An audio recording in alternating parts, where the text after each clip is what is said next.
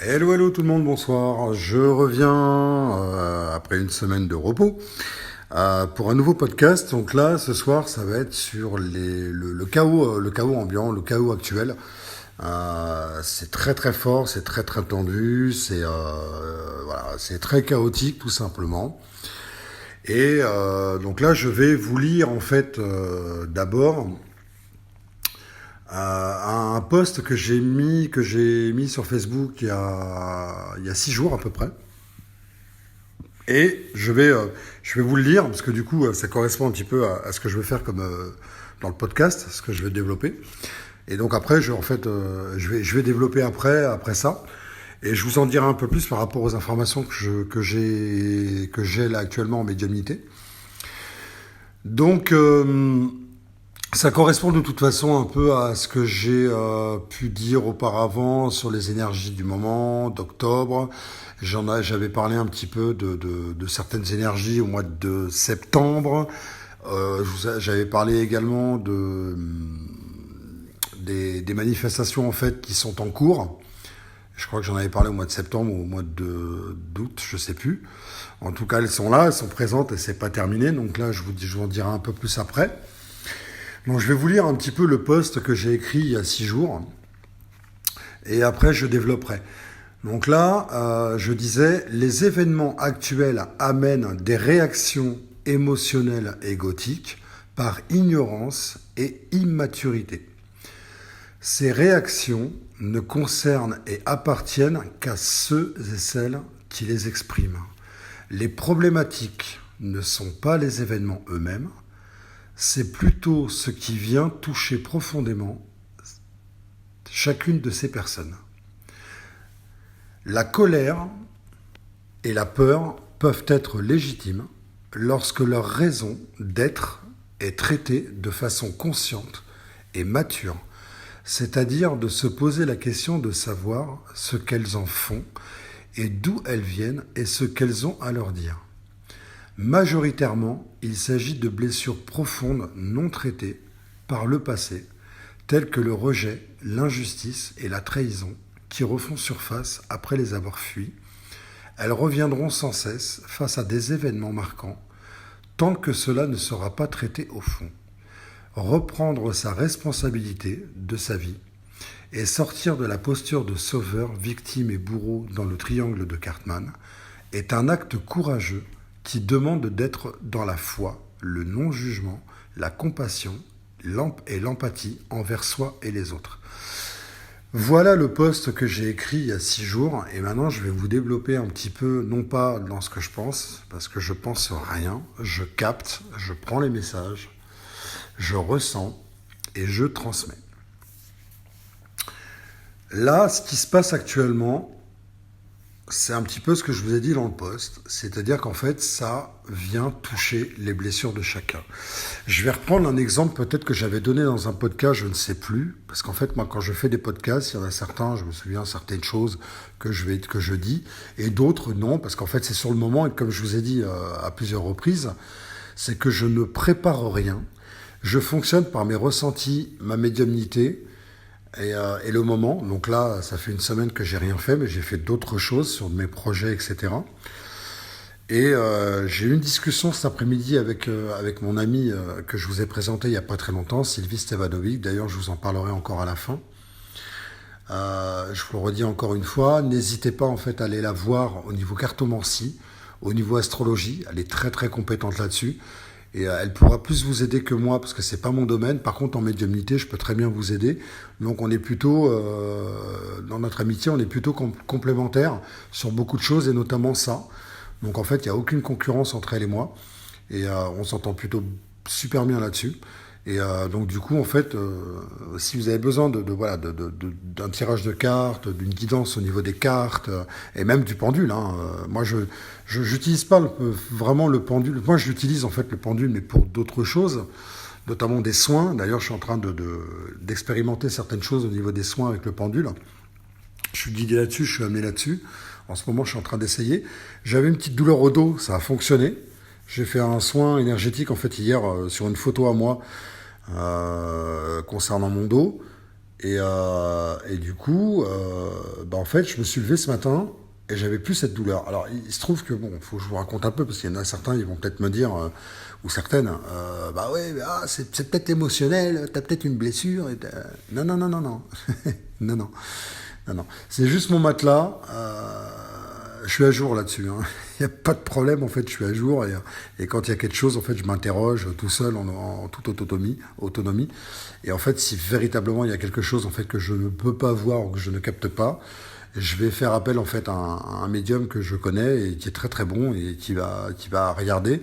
Et il y a pas très longtemps, je l'ai consulté. Et en fait, il n'a rien trouvé, il n'y a pas de blocage, il n'y a que dalle, il y a rien. L'énergie est normale, est bonne, il y a aucun souci, la vibration, il n'y a pas de problème. Voilà, donc je fais un bilan santé énergétique, en fait, quelque part, voilà, et c'est toujours intéressant d'avoir un œil extérieur, parce qu'on peut pas tout voir soi-même. Celui qui voit soi-même, à mon avis, s'il vous demande 60 euros pour une consultation, sauvez-vous.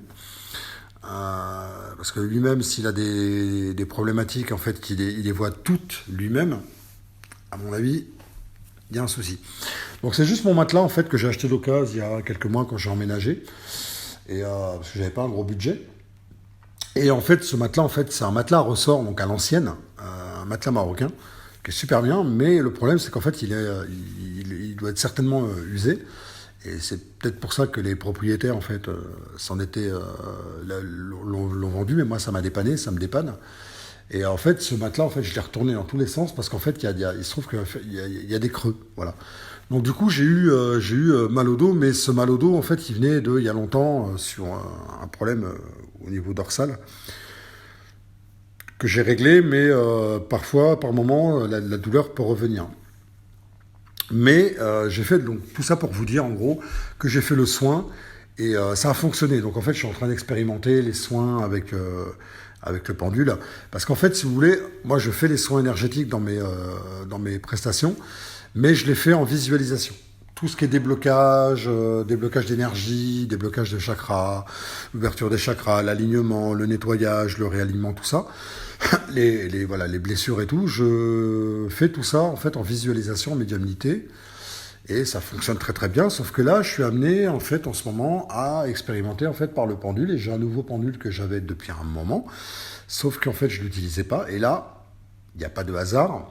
La guidance m'amène à utiliser ce pendule égyptien pour effectuer les soins énergétiques avec le pendule. Et ça marche très très bien. J'ai fait un soin au niveau de ma santé aussi. J'ai demandé une amélioration globale de ma santé. Ma santé va très bien, mais j'ai fait un essai.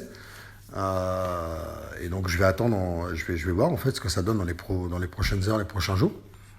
Donc voilà, je faisais une petite parenthèse concernant voilà, les soins au pendule. Bon, je fais un petit peu d'humour là maintenant, parce qu'en fait, ce que je vais vous annoncer, c'est pas très glorieux, les gars. Ou les filles.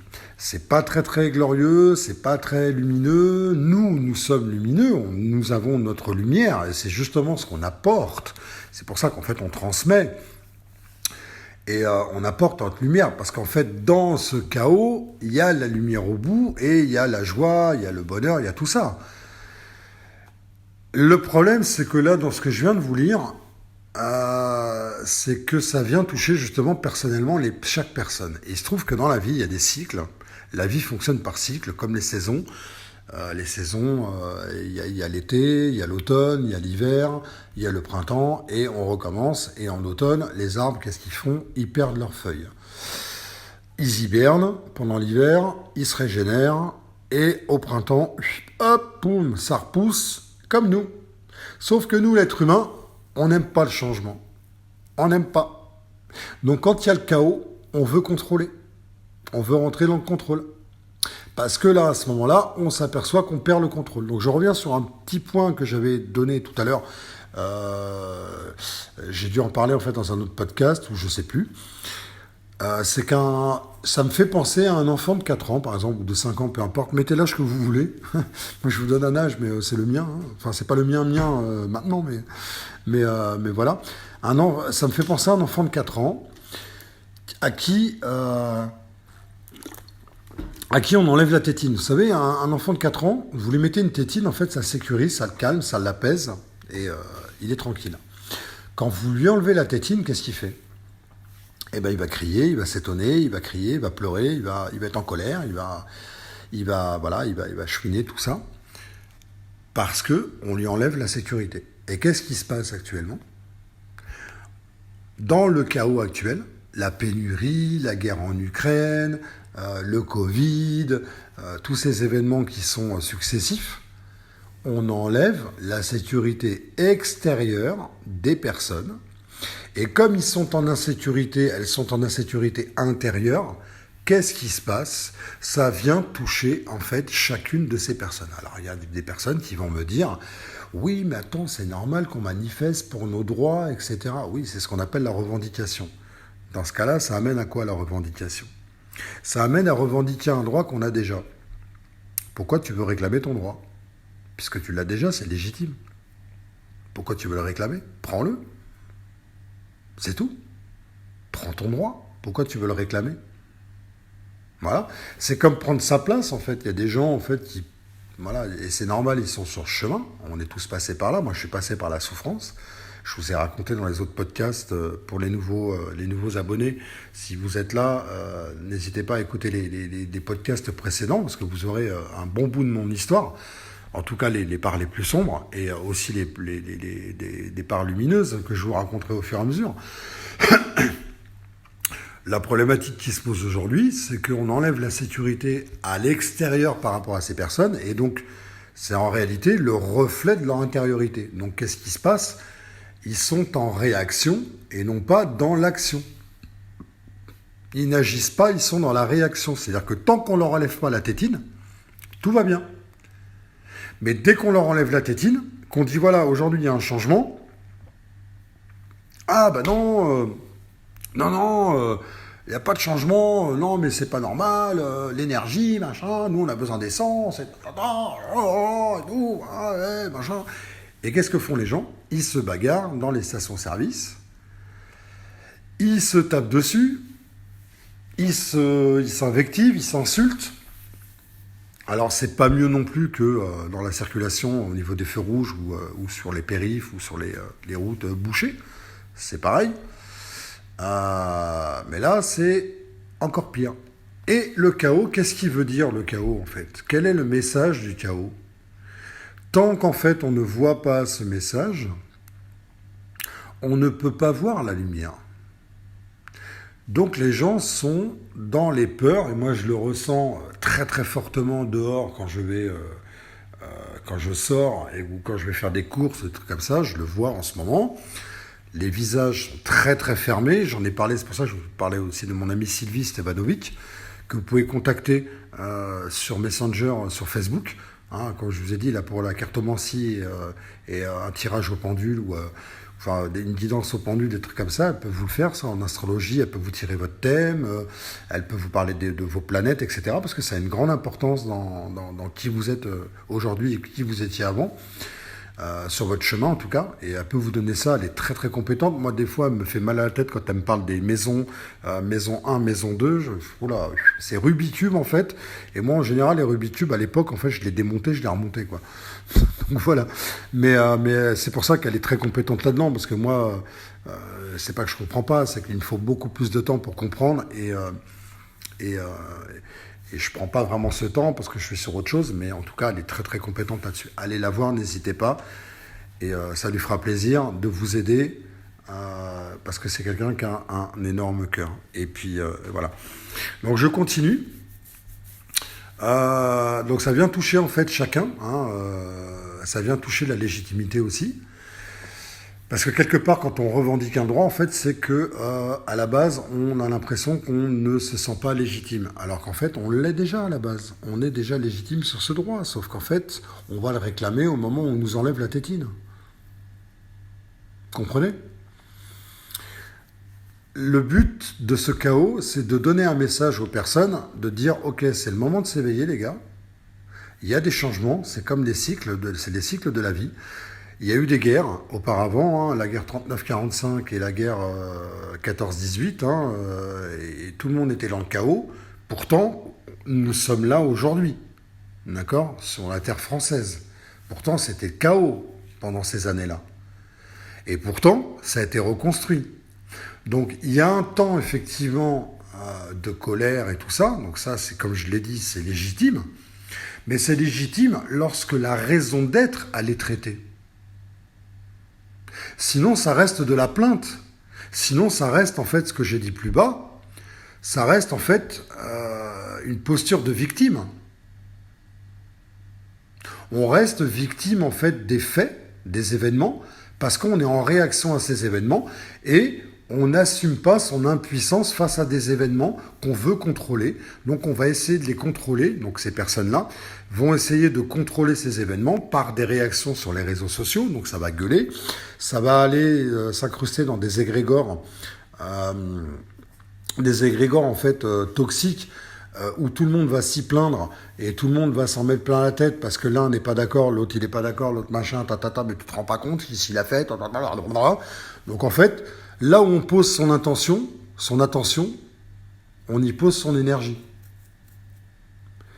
Donc ça, j'avais déjà posté en fait sur Facebook, mais j'en ai pas parlé encore, mais soit on fait le choix de passer sa vie en fait à utiliser son énergie pour expliquer sa légitimité de vivre, soit on utilise son énergie pour vivre.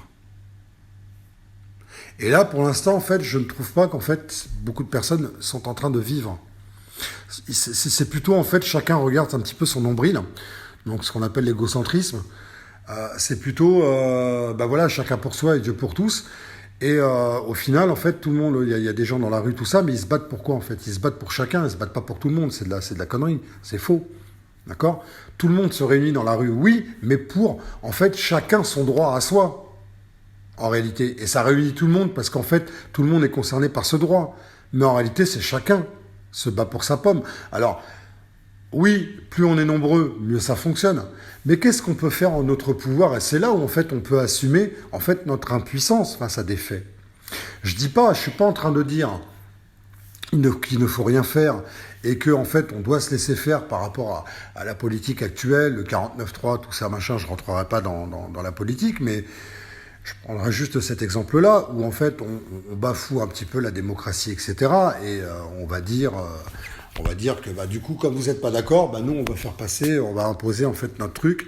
Bon, c'est encore autre chose. Mais quelque part, quand on regarde bien ce qui se passe, on est impuissant par rapport à ça. C'est-à-dire que si le 49.3, par exemple, il passe, qu'est-ce que tu veux faire? Tu vas prendre ta fourche, tu vas aller devant l'Élysée. Tu le feras pas. Tu le feras pas.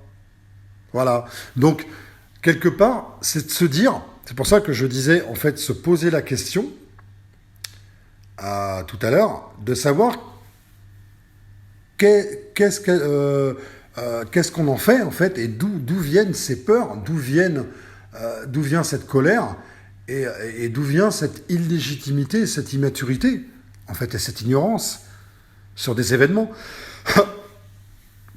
Le but, en fait, de tout ce chaos, c'est d'éveiller les consciences.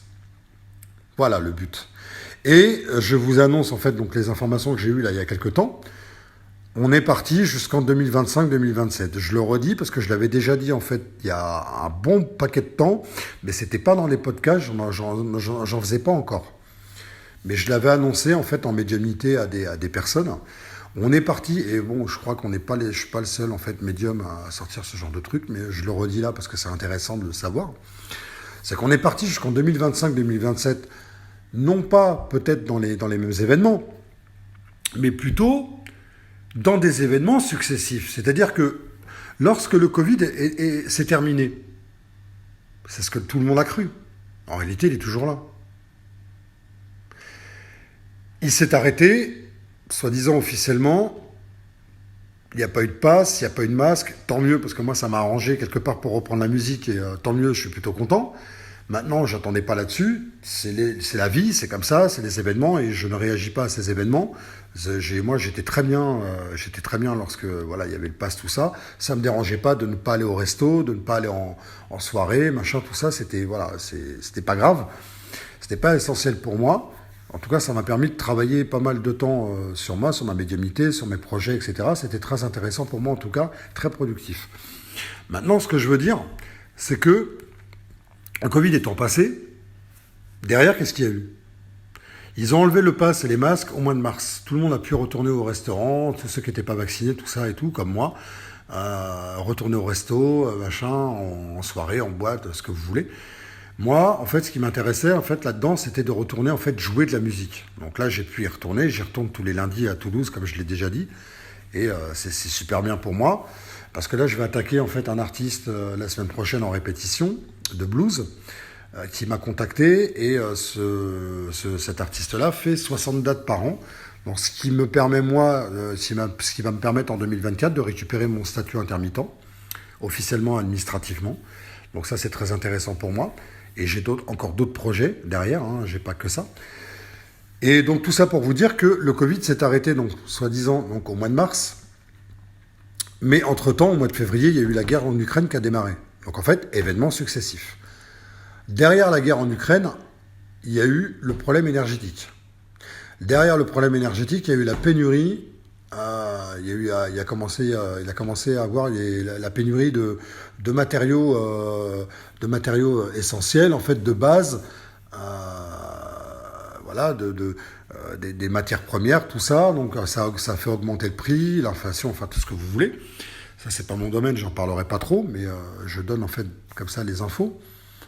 Et derrière, en fait, qu'est-ce qui s'est passé? Il y a eu la pénurie de carburant. Carburant qui reste une énergie. Donc en fait, on est en train de parler d'énergie. Et il n'y a plus beaucoup d'énergie, c'est ce qu'ils disent. D'accord? Il y en a d'énergie, mais il n'y en a plus beaucoup, là, concrètement, physiquement, dans la forme. D'accord? Bon. Et qu'est-ce que sont en train de faire les personnes qui sont dans la réaction? Sont en train d'utiliser le peu d'énergie qui leur reste, humain, l'énergie humaine, leur énergie vitale, à être dans la réaction émotionnelle. On va avoir besoin d'énergie, en fait. Dans les prochains événements, on va avoir besoin d'énormément d'énergie. Donc le chaos, il est fait pour éveiller les consciences. Il y a des gens, en fait, qui pensent que parce qu'ils manifestent, ils sont éveillés. Parce qu'ils pensent comprendre ce qui se passe, ce qui se joue, et en fait, ils sont en train de réclamer des droits, alors qu'en fait, le droit, on va leur donner, et une fois qu'ils l'ont, hop, c'est comme la tétine, on la remet dans la bouche, c'est bon, ça va les calmer, ça va rassurer l'ego, ils vont retourner dans leur petite zone de confort, et on n'en parle plus, jusqu'au prochain événement. C'est pas comme ça que ça fonctionne. Si on veut vraiment que le monde change, il va falloir en fait mettre les mains dans le cambouis, maintenant, tous ensemble, mais d'abord individuellement. C'est-à-dire s'introspecter, voir ce qu'on peut changer en nous, assumer son impuissance face à certains événements qu'on ne contrôle pas, ce qui nous évitera d'être en réaction émotionnelle en fait face à des événements sur lesquels on n'a pas le contrôle. Mais par contre, on a le contrôle sur nous-mêmes, sur nos émotions. Donc, je ne vais pas vous dire comment faire, mais je vais simplement dire, si chacun s'introspecte, rentre en lui, voit en quoi son pouvoir peut aider le monde, en quoi on peut se changer, pour ensuite se tourner vers le monde et aider le monde. Parce que si chacun se change, et ensuite aide une dizaine de personnes autour de soi, et ensuite, cette dizaine de personnes va aider encore 10 autres personnes. On est déjà à plus de 50 personnes qui ont été aidées. Et ces 50 vont aider encore 10 personnes. Donc on arrive à 100. Et ainsi de suite. Donc si tout le monde émotionnellement commence à s'éveiller et changer, on va pouvoir à un moment donné arriver à mettre des gens au pouvoir au niveau de l'État, lorsqu'on va voter, des gens qui seront dans une pleine conscience. Ça me paraît évident. Parce que là, ce qu'on choisit, en fait, comme personne qu'on met au pouvoir, c'est nous qui votons. De quoi se plaint-on? De quoi se plaint-on? C'est nous qui votons. C'est nous qui votons. Les députés, tout le bordel, c'est nous. De quoi on se plaint? Alors, il y en a, ils vont dire, bah oui, mais on n'a pas le choix, tu vois, il y a une liste et tout, il y a ça, et puis c'est soit le FN, soit Macron. Ah bon? D'accord. Mais pourquoi vous avez peur, en fait, pourquoi les gens, en fait, très souvent, ont peur du FN? J'ai fait un podcast là-dessus, en fait, où j'avais donné mon nom de famille. Hein, vous voyez mon nom de famille, en fait, sur YouTube. Moi, de mon côté, Marine Le Pen ne me fait pas peur. Je n'ai pas peur de ses actions. Je n'ai pas peur de ce qu'elle dit. Je n'ai pas peur de ce qu'elle fait. Je n'ai pas peur de ce qu'elle pourrait faire. Pourquoi? Parce qu'on est dans la projection mentale. Elle n'a encore rien fait. Elle dit. Elle n'a rien fait. Elle dit des choses. Maintenant, quand bien même elle les mettrait en place, ça change quoi? Si on est en sécurité intérieure, dans notre corps, qu'est-ce qui se passe? Il y a le Front National qui passe. Vous savez, moi, j'habite dans une ville, je ne le savais pas au départ, mais j'habite dans une ville dans le Tarn-et-Garonne, à côté de Montauban. Ma commune, le maire, c'est le Front National. Il est Front National, le maire. Très clairement, il est Front National. Est-ce que j'ai peur dans ma ville? Non. Je suis dans mon appartement, je suis tranquille, je sors, je vais faire mes courses, je vais me balader dans la rue. Le maire, je le croise régulièrement dans la rue parce que je suis derrière la mairie. Je le croise régulièrement en voiture ou à pied, je lui dis bonjour. Et j'ai même eu rendez-vous dans son bureau, on a discuté d'un projet que je lui ai proposé par rapport à la police municipale. Il est où le problème? Vous voyez? Donc, là où on voit le chaos, c'est son propre chaos qu'on voit. Maintenant, je ne parle pas de déni. Je ne suis pas dans le déni de dire « Ok, il ne se passe rien, tout va bien ». On n'est pas dans un monde de bisounours. Je dis simplement qu'on ne voit que ce qu'on est et ce qu'on ressent à l'intérieur. Donc le chaos, en fait, pour moi, il est nécessaire parce que les choses doivent changer. Les choses ne doivent plus, en fait, rester comme elles sont aujourd'hui. Les choses doivent changer. Les gens ont besoin de changer pour changer ce monde. On est tous ensemble, on est unis, on n'est pas séparés. Le problème, c'est qu'on est égocentrique. Alors, je m'inclus, mais on est égocentrique et on pense qu'en fait à son petit nombril en se disant « Ok, moi j'ai tout ce qu'il faut, c'est bon. Bon, bah les autres, écoute, voilà. » Alors, se recentrer sur soi, ce n'est pas être égocentrique. Se recentrer sur soi, c'est dire « Ok, là, il y a quelque chose qui m'interpelle. Je vais m'introspecter, là, je vais me recentrer sur moi dans mon énergie à moi et je vais voir en fait ce que je peux faire parce que là, ok, il y a un peu trop de brouhaha pour moi. » C'est pas être égocentrique, c'est penser à soi d'abord pour pouvoir ensuite voir ce qu'on peut faire pour les autres. Donc se mettre en sécurité intérieure d'abord et ensuite pouvoir aider les gens. En ce moment, j'ai des consultants qui m'appellent qui sont énormément dans les peurs, qui en ont marre de leur travail, qui en ont marre de leur situation de vie, qui en ont marre de leurs conditions de vie. Et je leur parle un petit peu d'un bout de mon histoire.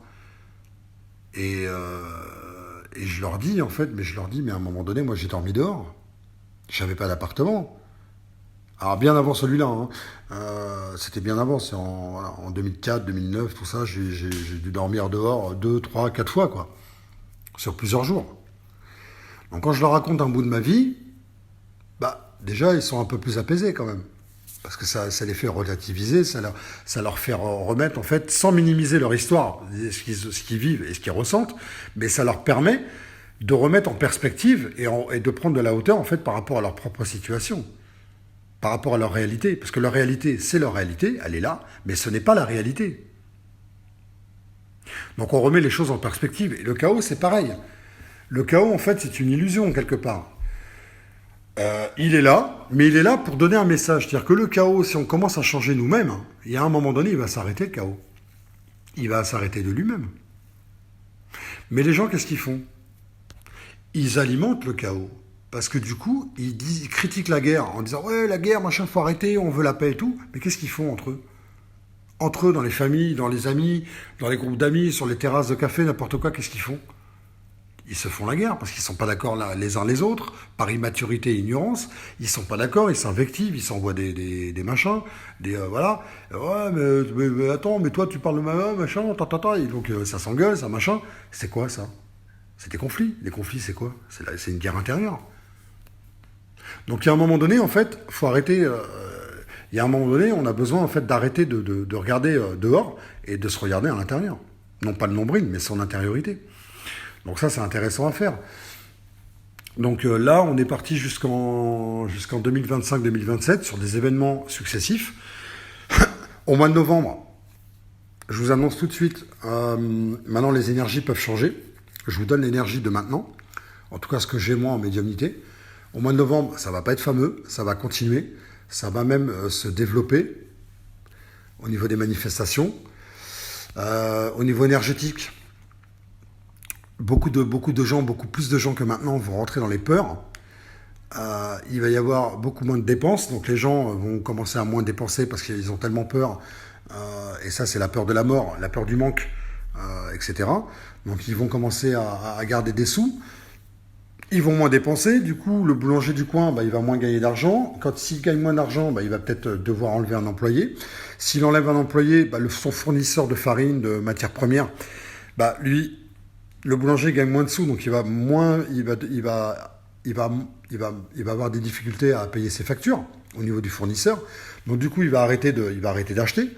Le fournisseur, du coup, comme il aura plus moins de monde qui achète sa fourniture, voilà, c'est tout ça.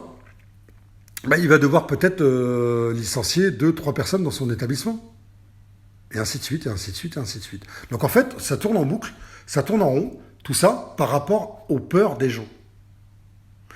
Comme j'ai dit dans mon message là, tout à l'heure que je vous ai lu, la colère et la peur peuvent être légitimes lorsque leur raison d'être est traitée de façon consciente et mature.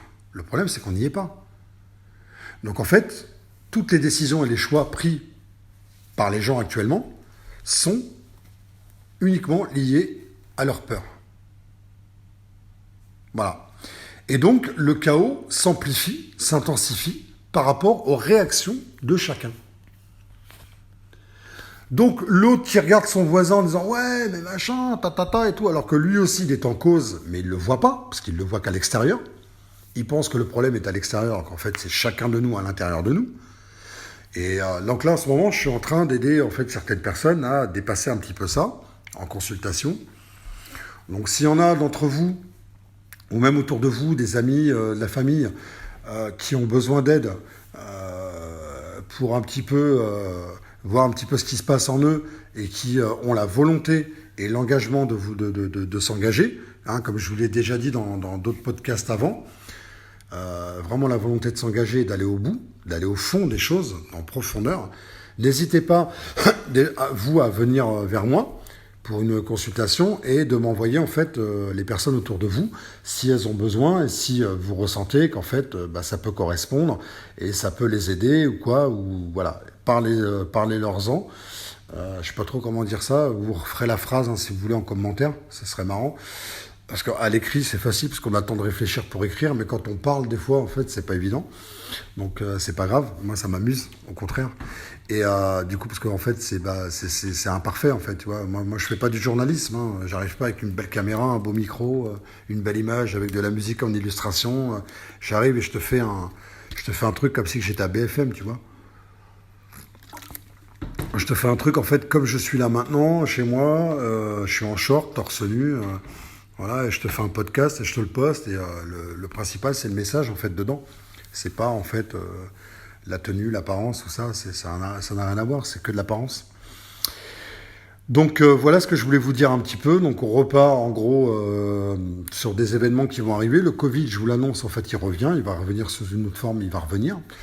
On m'a montré également, en fait, le confinement. Le confinement est censé revenir.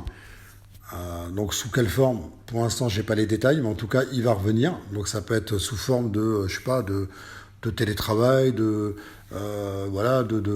fermeture d'entreprise. Du coup, les gens, ils sont obligés de rester chez eux, etc. Mais vous voyez, tout ça, sur le côté énergétique, et je terminerai là-dessus, sur le côté énergétique, le problème, c'est que c'est pareil, c'est le chat qui se mord la queue. Qu'est-ce qui se passe? Au niveau énergétique, on envoie les gens en fait en télétravail pour économiser au niveau de l'entreprise. Parce que le coût de l'énergie en fait va augmenter pour les entreprises, donc en fait ça devient un coût impossible, quasiment impossible à payer. Donc ils envoient les gens chez eux en télétravail. Le problème c'est que les personnes qui vont en télétravail chez eux, qui peuvent, ceux qui travaillent en bureau, etc., ou les cadres ou des trucs comme ça, ils vont chez eux. Mais à la base en journée, ils sont pas chez eux. Donc ils n'utilisent pas d'énergie. Quand ils arrivent chez eux en télétravail pendant des jours et des jours, ils utilisent de l'énergie supplémentaire qu'ils n'utilisaient pas avant. Donc du coup, ça fait une production supplémentaire. Ça fait une demande de plus en énergie. L'entreprise derrière, l'employé, il va dire, écoutez, moi, vous me payez en fait le dédommagement en fait par rapport à l'utilisation de mon énergie chez moi. L'entreprise va payer en fait ce qu'elle n'arrive déjà pas à payer pour sa propre entreprise au niveau de l'électricité, au niveau de l'énergie utilisée. On se mord la queue en fait. voyez? Donc, à ce niveau-là, les gens, en fait, ça crée des conflits intérieurs, extérieurs, ça crée des bagarres, des incompréhensions. L'employé va se battre pour ses droits avec l'employeur, alors qu'en fait, peut-être que le message, on lui dit peut-être, c'est peut-être le moment de changer de boulot, et peut-être de travailler pour toi-même, de travailler pour le monde, pour travailler pour les autres, développer quelque chose et en profiter. Je parlerai là, pour finir, de la raffinerie, en ce moment, la pénurie de carburant, où c'est même les gens en fait qui la créent, la pénurie, parce qu'en fait quand on se précipite à une station-service pour aller dévaliser en fait de l'essence, du carburant, alors qu'en fait c'est juste une projection en fait où ça parlait de pénurie par rapport à la grève, on crée la pénurie en fait. Et là, cette grève-là en fait, elle n'est pas terminée. Pour moi, c'est ce qu'on m'a donné il y a quelques temps là. Pour moi, elle part au moins jusqu'au mois de décembre. Voilà. Ça part jusqu'au mois de décembre. Donc, les gens ont le choix. Soit ils continuent à se battre dans la rue, et là, ça va révéler en fait qui ils sont dans leur part sombre, l'ego, le mental, etc. Soit ils font le choix en fait de s'introspecter, de dire ok, comment je peux faire en mon pouvoir, avec mon intériorité, par moi-même en fait, comment je peux faire en fait pour m'arranger et pouvoir en fait sortir de cette problématique. On a le choix. Alors, on peut utiliser son intuition, on peut utiliser sa médiumnité ou profiter de développer ses capacités extrasensorielles pour justement pouvoir avoir des infos.